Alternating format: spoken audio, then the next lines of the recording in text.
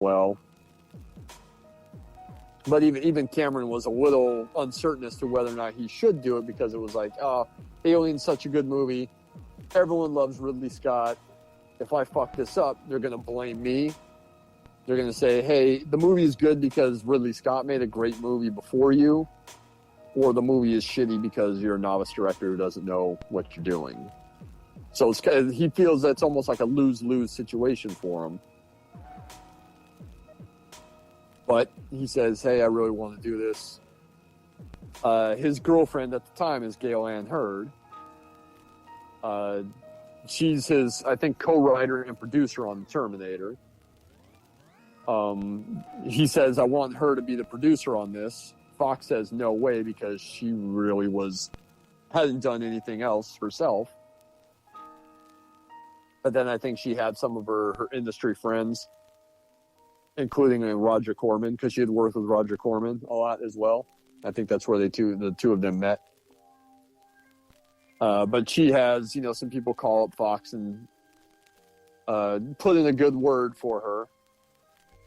She also says, hey, Cameron's kind of a jerk. I'm going to be the only one that's going to stand up to him. So you need me. So then Fox decides, okay, we'll bring her in. Excuse me. So Cameron's installed as the director.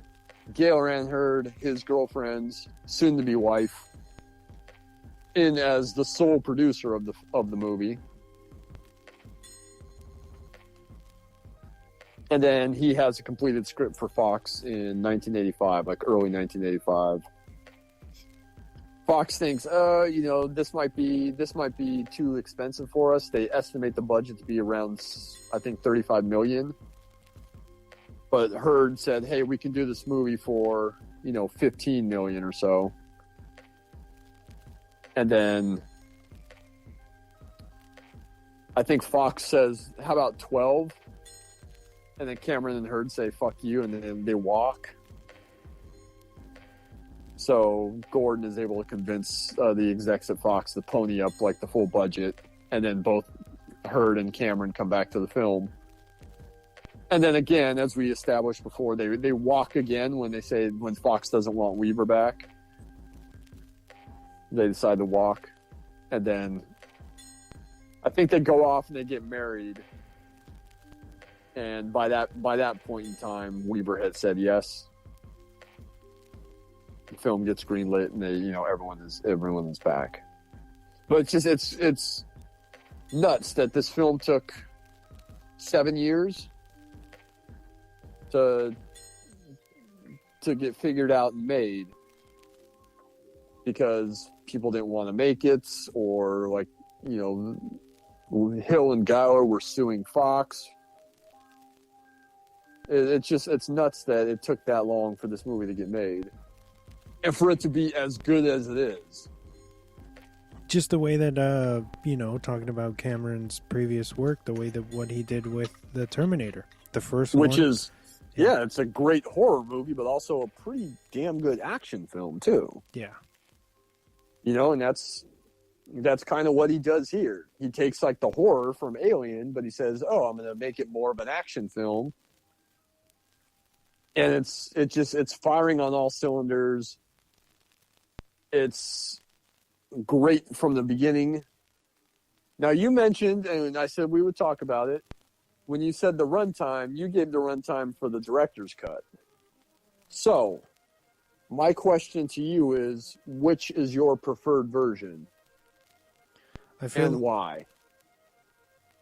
That's a hard one. I've seen both of them before, the different cuts before, obviously. Mm-hmm. But I tend to watch the extended cut. Mm-hmm. Even though there's only a couple of things that really add anything to the story. Mm-hmm. Like the if I'm correct, the extended cut is the one that talks about or it includes the information that Ripley's daughter had passed away while she was in hypersleep, correct? Yes. And that definitely fleshes Ripley out a bit more as to why she's so protective of Newt. Yes. This might be blasphemous. I prefer the theatrical version. I think it moves a lot better.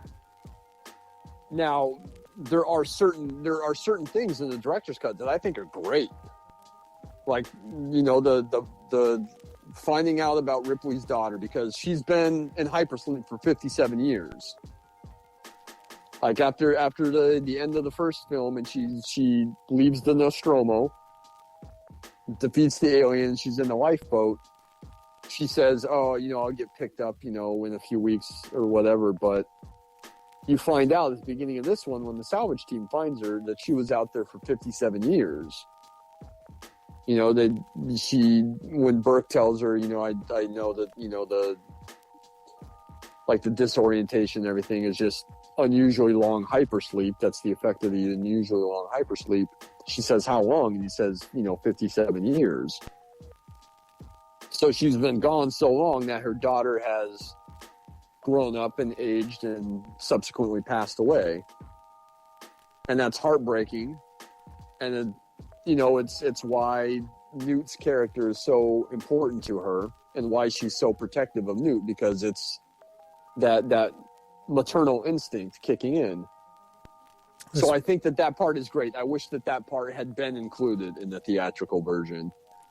Especially because I think when she had promised her actual daughter that she was going to make it back for her 11th birthday, and then didn't she say that isn't the line like, "I promised I would make it back for her birthday, her 11th birthday," you know, and she didn't make that. Yes. By the way, the picture that is shown is like a real picture of Sigourney Weaver's mother. Oh, really? Yeah. The picture that she's shown of her daughter, the older woman, is a picture of Sigourney Weaver's mother, if I'm not mistaken. So I think that is great. I wish that had been kept in. There's some cool stuff where they set up sentry guns, where they're guarding the corridor of the complex, and the aliens attack those, and you see the guns firing, and you see like the counter counting down on the guns, which I think is great too. But my big problem with the theatrical cut, or with the extended version, with the director's cut, is I don't like the stuff at the colony beforehand. I think it takes away from the mystery of what happened to the colonists. Yes, you obviously know they lost contact with the colony. You obviously know that shit went bad. Aliens took over. I don't need to be shown like a 10, 15-minute sequence of, you know, the colony at work and Newt and her family finding the alien spaceship from the first film. I don't need to be shown all that. Yeah, I think when you talk about the Newt kind of backstory that they force in there, you don't need it. Yeah. For that subplot, I feel like it works better when everybody, the crew, like stumbles upon her and they think that she's like an alien, and it turns out that it's Newt. I feel like when you meet her for the first time there, it feels a lot better, you know? Yeah.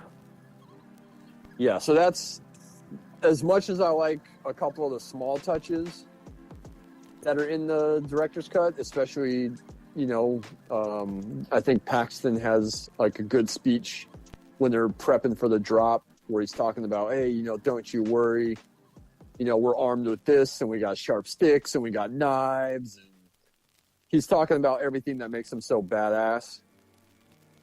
That's in the director's cut. That's not in the theatrical version. That's a fun little monologue from him.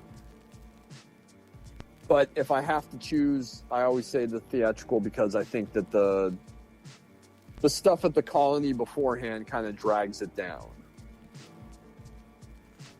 It's great. It's cool seeing that stuff, but I don't need to be shown it because I like the mystery of something went wrong there. We have to go check it out. Instead of, oh, I know exactly what happened to the colony because I was just shown that they found the alien spaceship. And because it's not in the theatrical version, Cameron recycles a little bit of dialogue from the colonists that ends up in Terminator 2. When they're in like Cyberdyne and they're talking about the Terminator arm and where it came from. Some of that dialogue is lifted from the cut scene of the colonists. So the director's cut, I think, runs about 20 minutes longer, or just under 20 minutes longer. So what did I say, 2:17 for the theatrical? Yes. So, my opinion, I prefer the theatrical because I think it moves better at the expense of losing a couple of really great or crucial scenes. I really do wish that they had kept the thing with her daughter in the theatrical cut. It's kind of weird that they didn't. Yeah, it's the one thing that I wish Fox had been smarter on. But typical, it's a studio thing. They're trying to say, hey, if we shorten the movie, we can have more showings of it at a theater during each day. Mm-hmm. So they're trying to think of like monetary shit. I can't believe they still do that. Excuse me. But that's why they wanted to cut. And even at 2:17, Fox wanted them to shorten it to under 2 hours. And Cameron was like, "No way! If we cut more out of this movie, it's going to be like nonsensical. I've already cut 20 minutes. How much more do you need cut?" And watching this movie 100 times, and watching it maybe 3 or 4 times, like this week. I can't think of anything that they would cut out of the regular version to shorten it to 2 hours, because it seems like everything fits so well. So that's my opinion. I prefer the theatrical. You mentioned all the trouble that he had on set. Should we get into that? Yeah. Because, man... Again, it's amazing this movie got made with all the trouble that it took to get it to the screen, with all the trouble that they had in production. It's nuts. Like,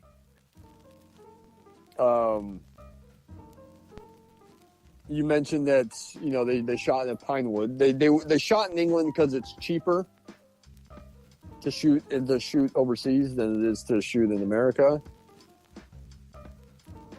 So they go to Pinewood, where I believe the first Alien shot. But the first Alien was obviously a British production. Ridley Scott is a British director.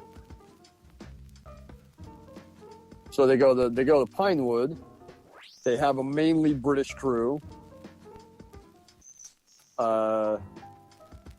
Cameron doesn't get along with the crew because he's unfamiliar with their labor practices. They have tea time a couple times a day. He thinks that tea time is slowing us down. We're losing time. We're on a very tight schedule, and we're losing how many hours each day to this bullshit. The crew's unionized. So if something needs to get changed, they need to have the proper departments change it. Cameron's just changing shit on his own. So the crew is already pissed off with him. They view him with contempt. They think he's inexperienced because he hasn't made a big movie. I don't even think the Terminator had come out in England at the time. I think he tried to arrange for screenings of the Terminator for the crew, but none of the crew was interested. Yeah, they refused to go or something like that. Yeah, they were all super loyal to Ridley Scott, which I can understand. I've been on situations like that where someone new comes in and you're super loyal to the old guard. So they're